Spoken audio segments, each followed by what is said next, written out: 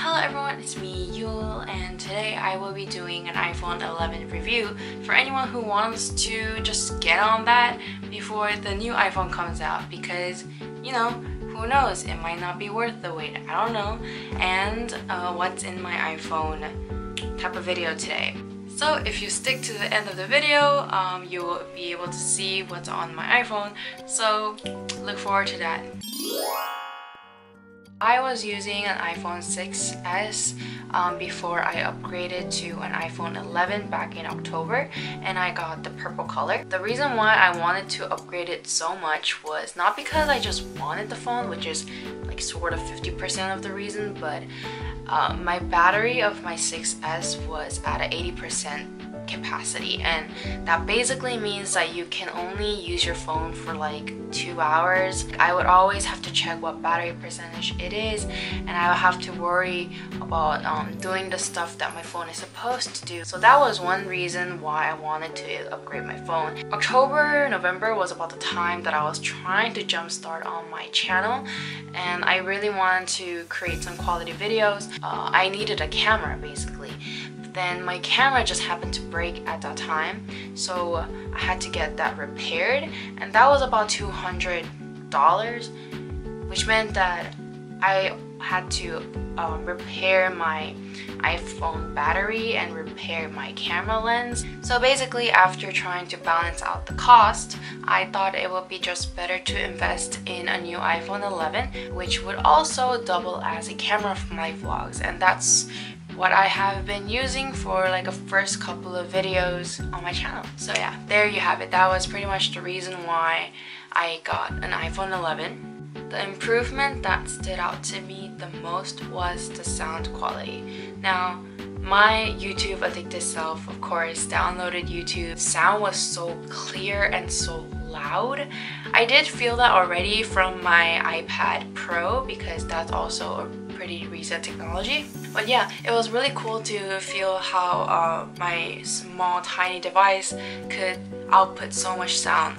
The second thing that I noticed about my iPhone was the camera quality. 6s is not the best camera. It did give me a pre-installed Instagram filter where it's like really hazy and whatnot, like it cleared out my skin, but it wasn't really good for taking food pictures because the color, the saturation, the fuzziness, they were all kind of bad, and that's kind of the reason why I was like, I can't film any vlogs with this camera. The iPhone 11 on the other hand, like hands down, it outputs some of the high quality pictures that I ever experienced. I repaired the camera, which is what I'm using right now, and the quality of the camera on my iPhone 11 is actually very similar to the Sony camera. So basically, if you're like me who watches a lot of Netflix and YouTube and also takes a lot of selfies or want to start vlogging, I think like that is a good enough checklist to upgrade your phone immediately to an iPhone 11. Some other ways that the quality of my life seemed to have increased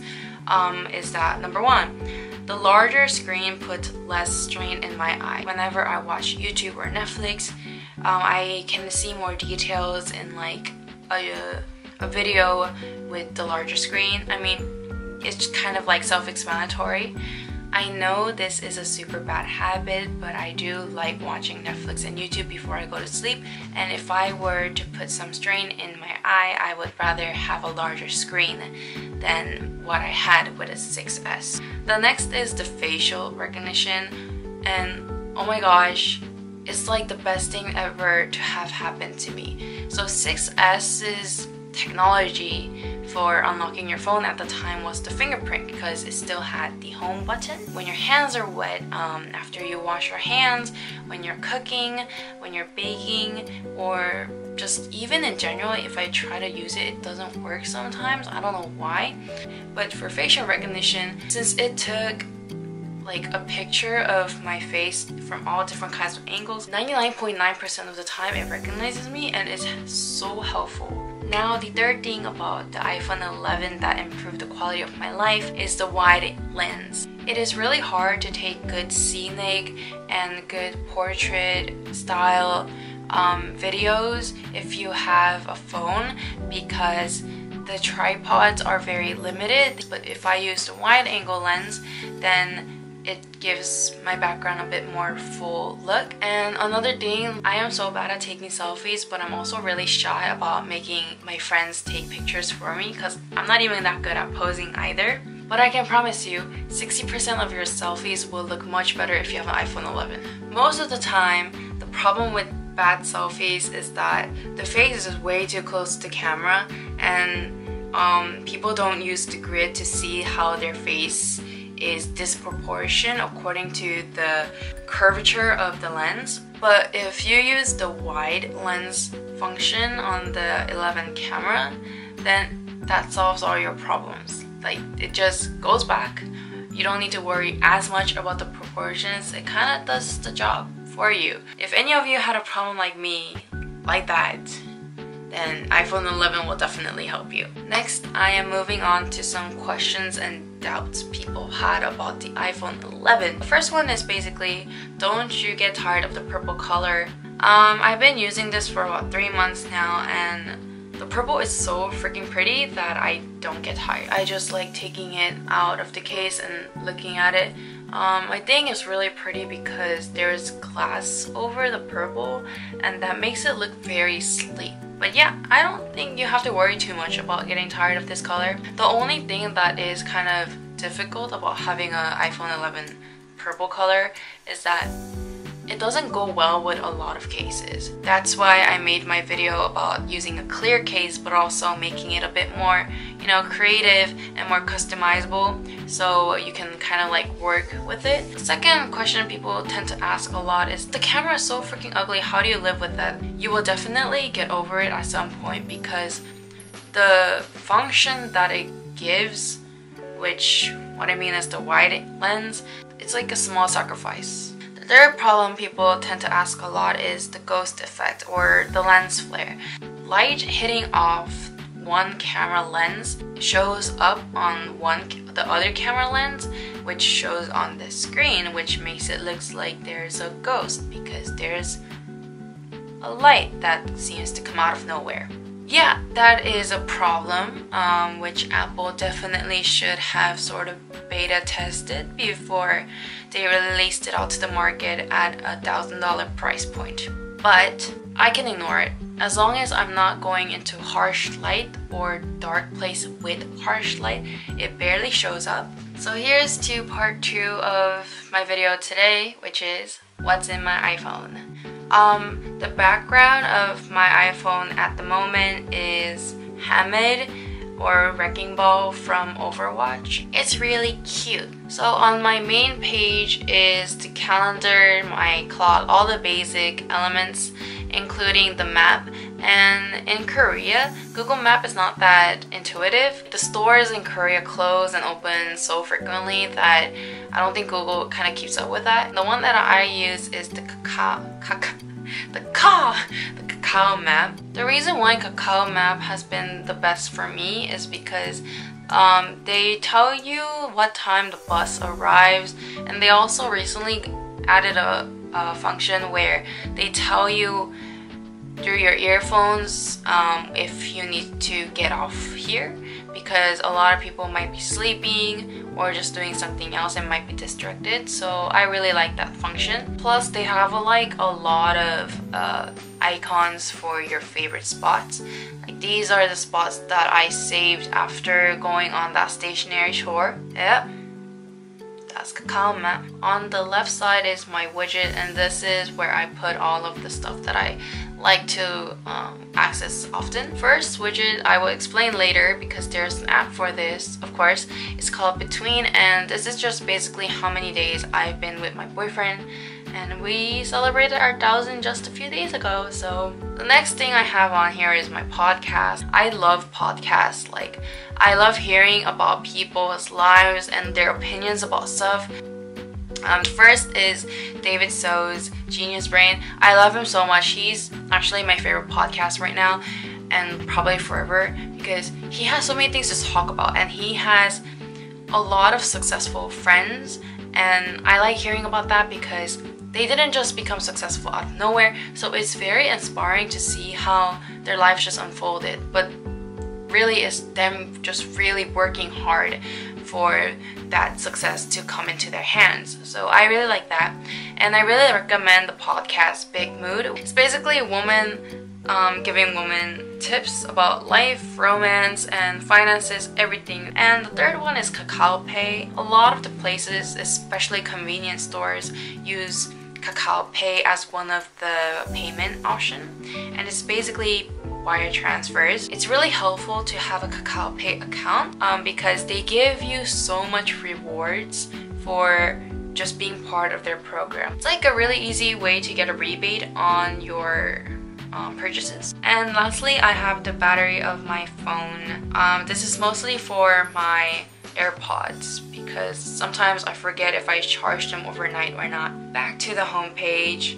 On the bottom, I like having the stuff that I access the most, which is the phone, my Chrome. I don't use Safari. I really wish iPhone or any iOS operators let us choose what default browser we use, because it's so annoying having like 53 tabs in Safari just opened because that's what the default browser is. I just use the default mail for mail, and there's my camera. So on the right, which is my final page, I'm really proud about this page though, because my titles for all of my folders are moons in their cycle, and that's because Hamid came from the horizon, which is on the moon, and yeah, I'm just really proud of that.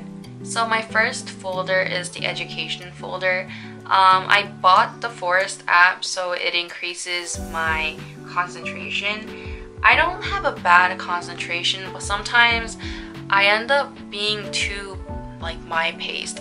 I focus for 4 hours and burn out, or I just focus for 10 minutes and never study again. So I wanted to get that back on track, so that's why I got this. Next is just books.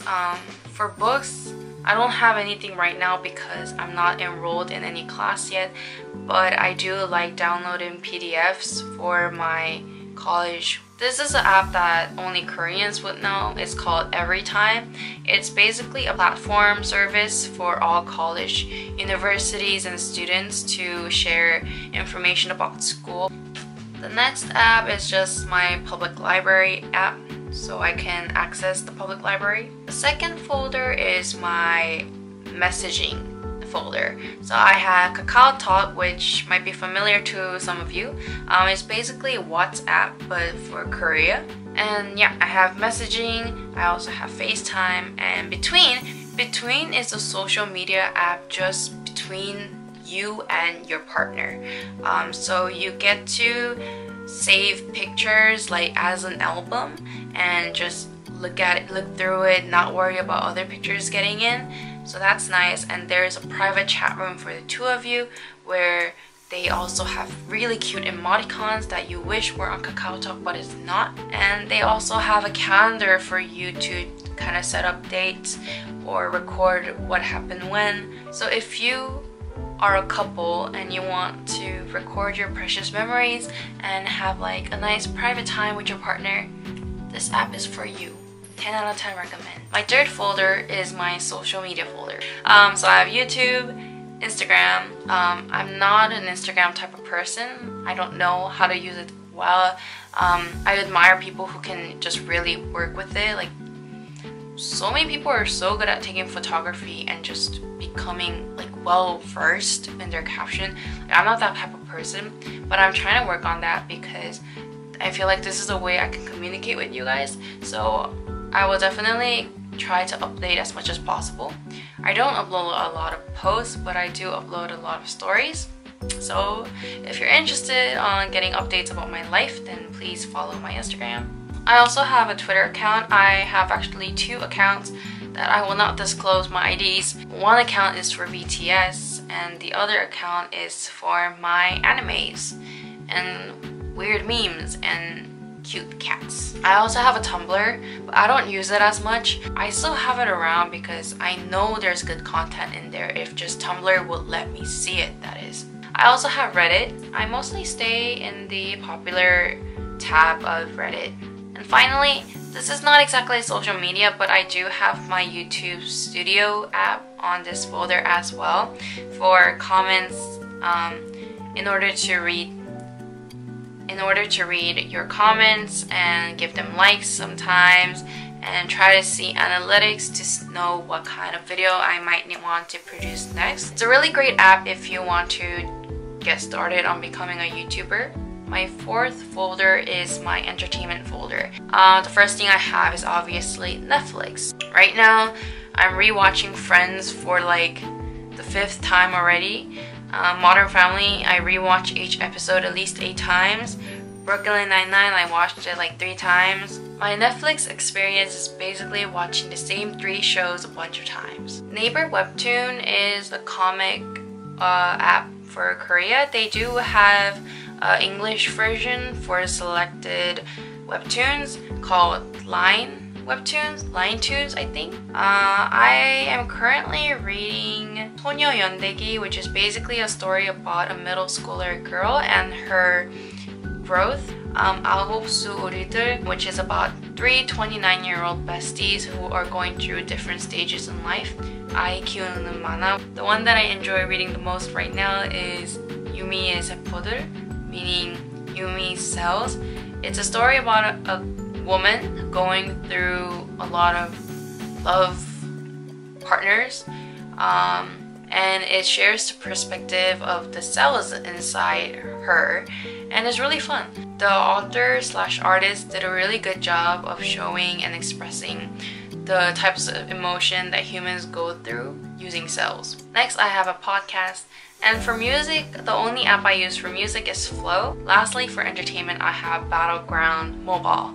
My 5th folder is my shopping/lifestyle folder. The first 2 apps on here, Zigzag and Ably, are both women's fashion app. In Korea, there's a lot of small markets. These 2 apps helped all those markets to be put into one place, so it's easier for us, the consumers, to see the different price ranges and maybe different qualities of the same product. I use Ably mostly to buy the products because their big thing is that it gives you free shipping. No matter how small you buy, you get free shipping.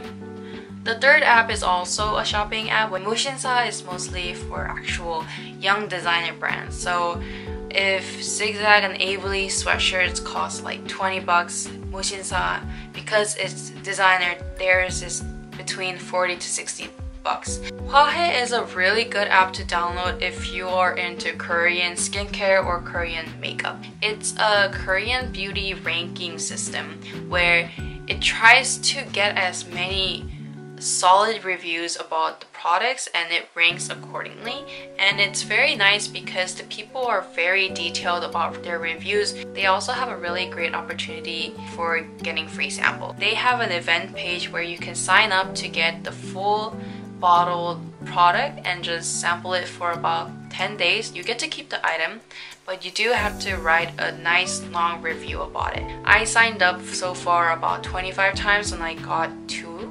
So yeah, like if you are willing to spend a little time, then it's great for trying out new products at absolutely no cost. The next app that I'm using is Clue. It's really intuitive. I like how there's colors meaning different things, which also allows me to track my mood, any dietary stuff, or any kind of medicine that I'm taking.